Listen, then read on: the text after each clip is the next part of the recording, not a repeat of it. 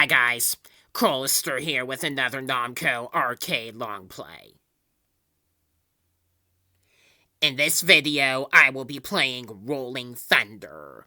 This one is being played on Namco Museum Switch rather than Arcade Archives. Because I've had Namco Museum Switch since the Switch's first year, and the games obviously have all the customizable options and whatnot that Arcade Archives offers. So what reason do I have to buy the ACA single? 1986, not 1987. I'm sure you figured by now Namco were pretty notoriously bad at keeping track of their own chronicle for arcade games. So, Rolling Thunder is a game about a secret agent organization called Rolling Thunder that's fighting a sinister organization called Geldra. The protagonist, Albatross, is on a mission to rescue his fellow operative, Leila. She was captured by the Grunts, and Albatross has to go out and rescue her. This dude that laps at you during the demo and after a game over is the main antagonist, whatever his name is. Albatross has a handgun that used to shoot the Grunts, and some of them will come out of these doors. Some of the doors have a bullet sign. You can press upward to enter them and refill your ammunition. If you run out of ammo, you will be left with a single fire with the bullets moving more slowly, as opposed to literally being defenseless. The ones that say arms will give you a machine gun with limited rapid-fire bullets. Super useful if you make good use of them. Different colors of Grunts have different characteristics. The heavily armored Grunts with the goggles take more than one shot to destroy them. Different colored Grunts, apart from the first couple you see, will also have guns. If the Grunts get close enough to you, they'll punch you, and that, or direct contact with them anyway, will take you a hit, and another hit after that will cost you a life. Bullets will instantly kill you, so you need to dodge them by jumping over them or ducking under them. Some of them also have grenades.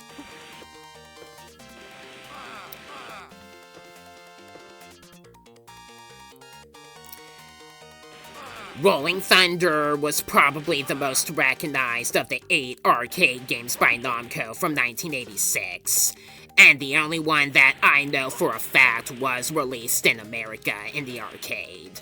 Not sure if any of the others were.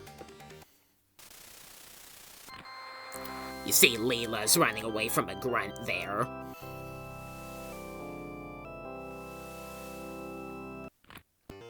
There are 5 stages in the first story, and another 5 in the next story. Some of the Grunts, like you may have seen, can also crouch before they shoot, making it harder to dodge them. We're gonna go up here so I can refill the machine gun.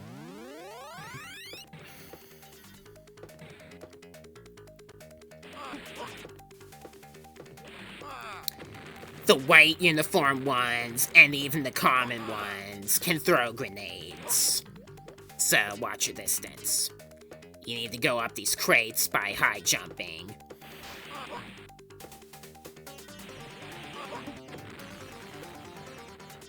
Hold the down direction and then hit jump to jump from a higher floor to a lower one.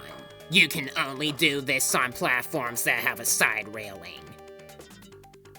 Jumping across stairs and over certain ledges, like the one in the first stage, can also help you move faster. Jumping helps you move faster in general. Just be careful of your own control, because you could jump into an enemy on accident. There are shadow grunts here at the end. Alright, moving on. Oh, they got her. Just hang in there, Leila. I'm coming.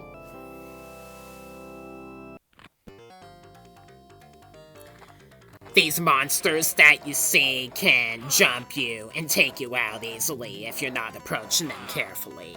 So I would advise alting, crouching, and uncrouching while shooting to take care of them, like this.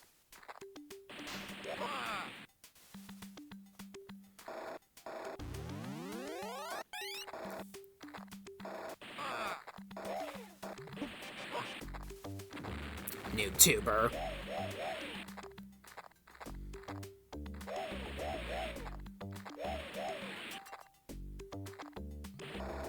Another NoobTube. Another one. Luckily, I got that one before he threw it.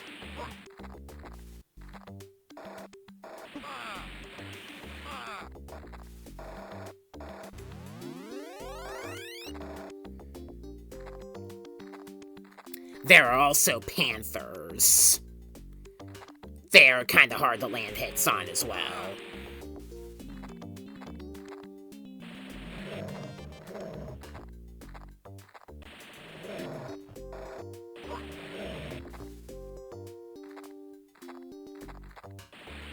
A grunt appears as soon as you overpass that bullet door, so make sure to take it back and shoot him before you enter it to refill your gun.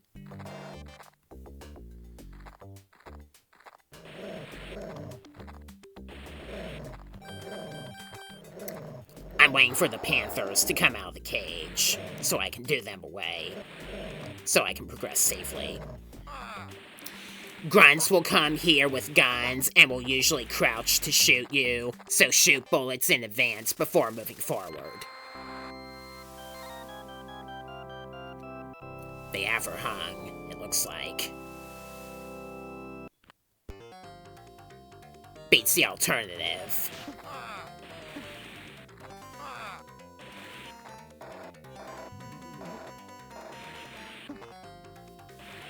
As you go up these kind of steps, you'll see these bat-like creatures.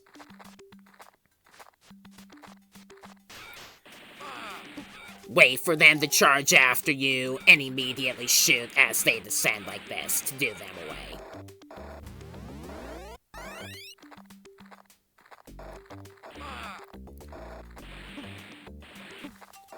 There's a grunt with grenades that'll throw them continually here unless you cross the area right, or manipulate his movements.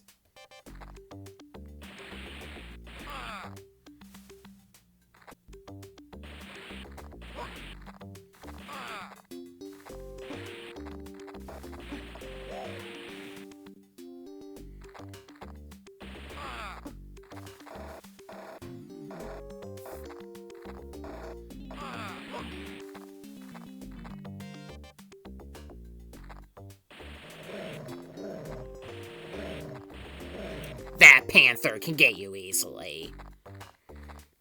To cross the lava platforms, go up the top step by jumping while standing still and then inputting forward. And watch your air control as you cross them. You will also need to shoot the fire bodies to get rid of them as you cross, because they can hit you off easily.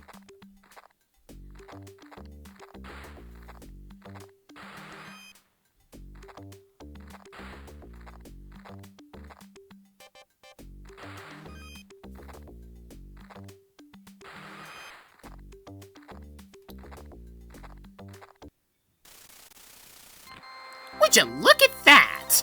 They're literally electro-ing her. This organization really is nuts. If they're gonna go as far as do electric torture. See how that grunt crouched before he shot me? That can mess you up easily if you're not careful.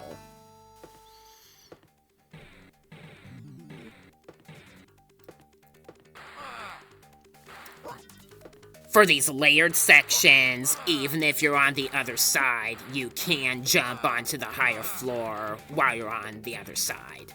You just can't go through the cages on the inside if you're in the interior.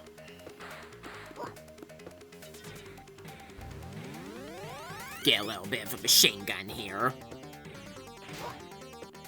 To get past this guy with the gun, do a high jump, and it'll change the grunt's movements for some reason, and allow you to get through it easier.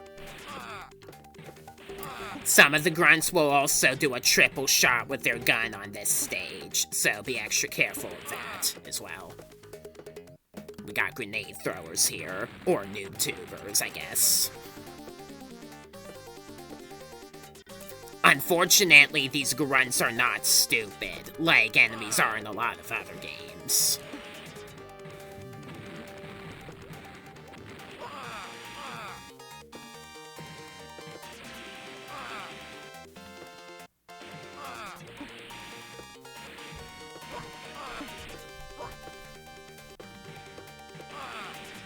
Be extra careful while going through here.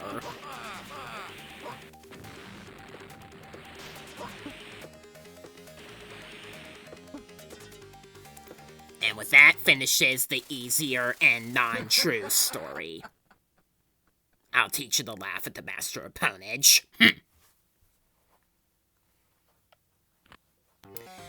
Alright, so now we do another loop of the game, where we have the true story with the true ending.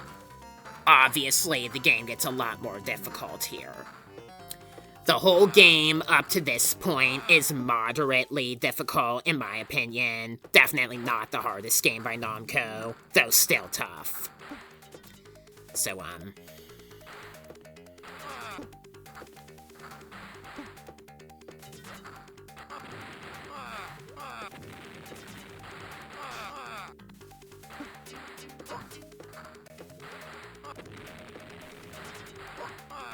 got a machine gun door here.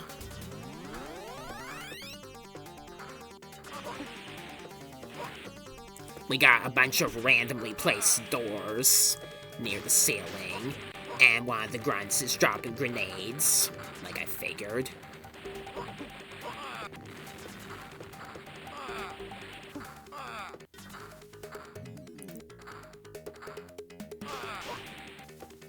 Just like with the first stage, you can jump over these chops to get through them faster.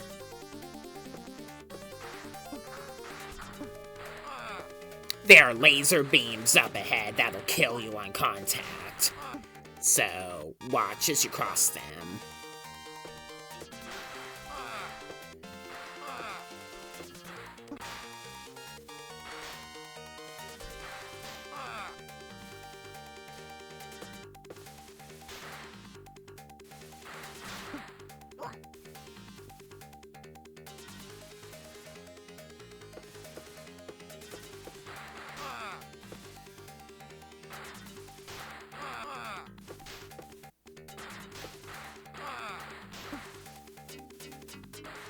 Doing a high jump can usually affect the movements of the grunts in certain places like this one.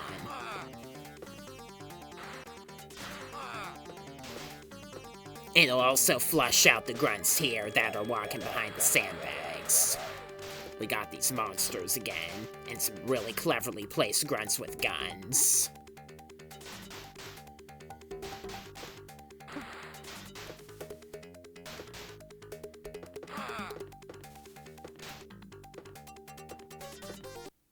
"41 seconds to spare."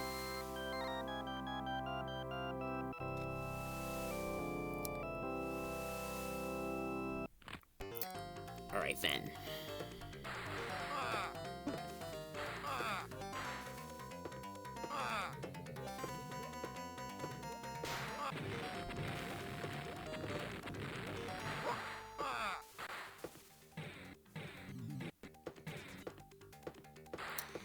We're fast approaching where the game gets really hard, so here's a technical play trick that you can do with this game. After using a machine gun's door, if you back away from the door enough and then come back to it, you can use the machine gun door again and again, and refill your machine gun with pleasure and ease. I'm gonna do this a little bit here, not take thorough advantage of it, because you can only stay in the stage for so long. And if the countdown in the lower right corner expires, you lose a stock. For losing stocks in this game, the game uses a checkpoint function. So you'll recontinue from a specific part of the stage. Stupid bat. Going up.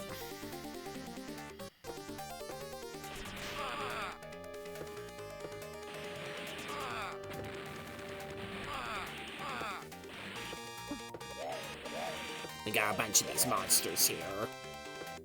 So I gotta be careful about jumping over the stairs and jumping down with the railings.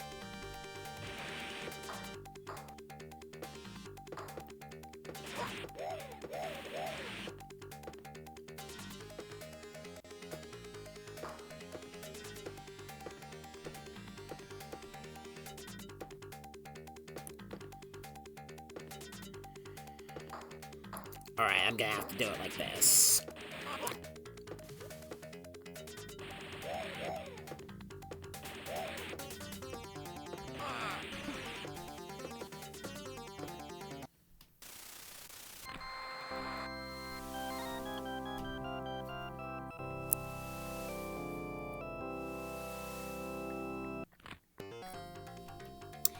This is where the game gets particularly tough, this stage here.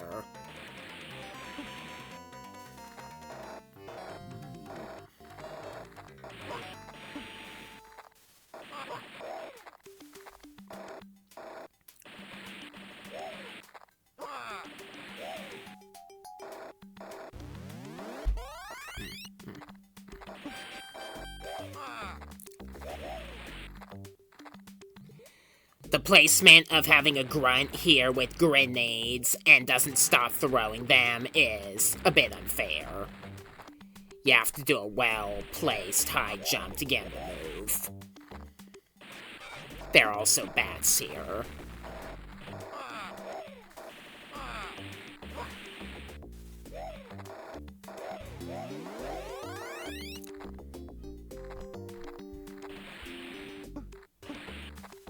I was dangerously close to that guy. If you stay crouched here, that panther will miss you as he jumps. So you only have to worry about the other ones that come.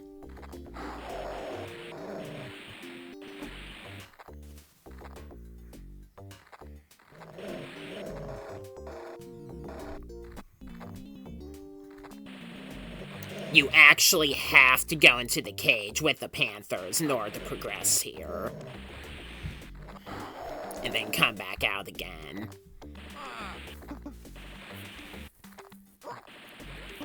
You should shoot bullets in advance before you move forth here. And then here's why this stage is so hard. It's not just a harder version of stage 3, it's also a much longer one. With the other half being even more treacherous, with requiring carefully placed jumps along lava and platforms, and only having enough seconds to spare, like just enough seconds to spare to survive the stage. So this is one for the pro players.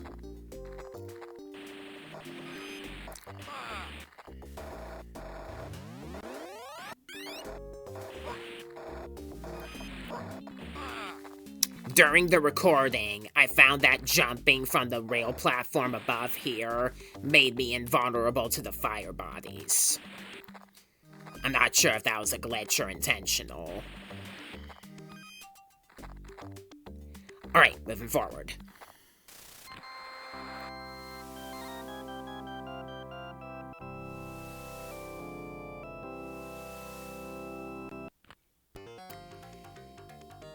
Stage 9 is radically different compared to Stage 4, interestingly. There are a lot of laser traps here, so you gotta be careful with your movement. There are also some cleverly placed shadow grunts. Some of which are pretty trolly, like right here.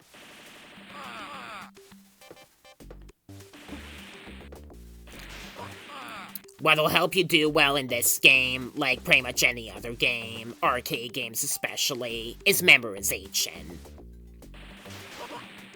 Nice try.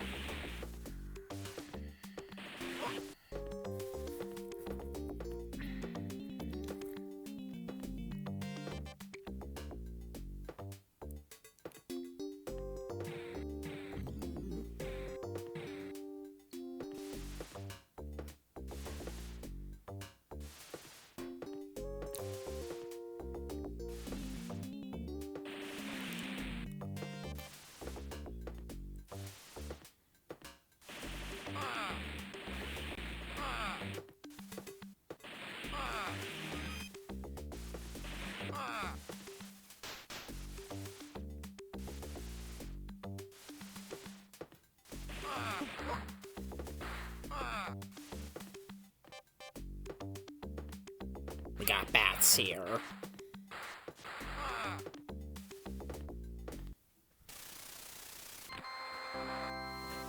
Alright.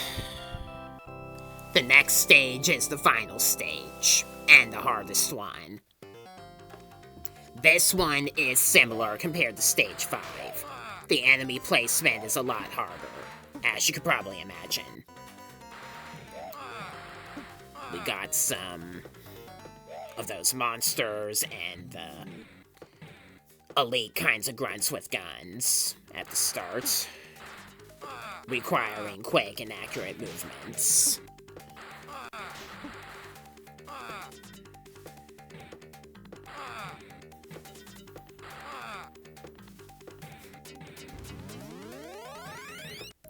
I'll get to have a machine gun for just a little bit, which will be good for my 400 plus regular gun ammunition. Just right for the boss.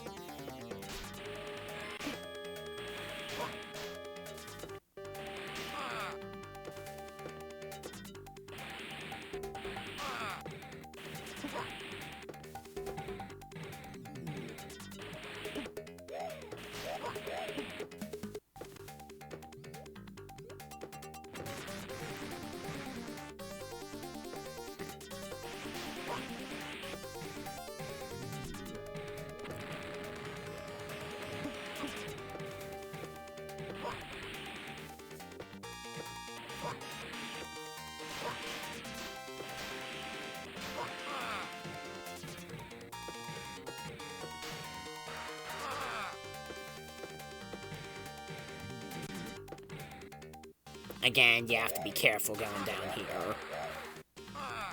Shoot bullets in advance and jump forward, because you got crouch shooters. You got some panthers for some reason. Then, you need to be extra careful while going up these stairs here.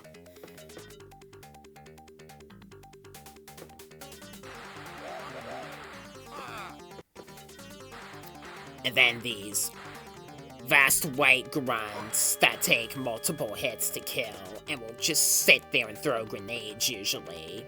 And that one usually hitting you as you try to climb up can make progression here very hard. And then there's the final boss with Leila held captive. An easy way to beat the boss would be to go to the far right of the area and spam high jumping as he approaches you, while shooting him as he goes back. And then you can beat him easily.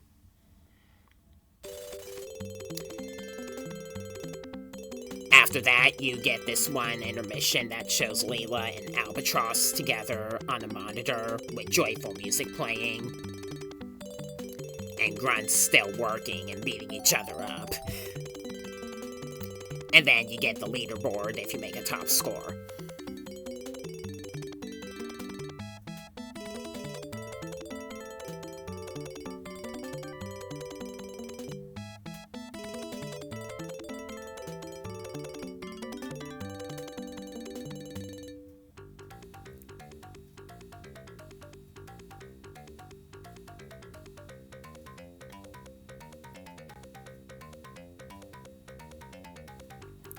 So with that wraps up the Rolling Thunder long play. Consider subscribing or just checking out my channel if you like Namco arcade games, as well as some other franchises like Mega Man or Crash Bandicoot, for example. that I like as well, because I'll be doing a bunch of long plays on the matter. And I have over 30 Namco games on my channel already, so have fun checking those out. I am Crowlister, the Master of Ponage. Thank you for watching, and I'll see you in my next video. Bye.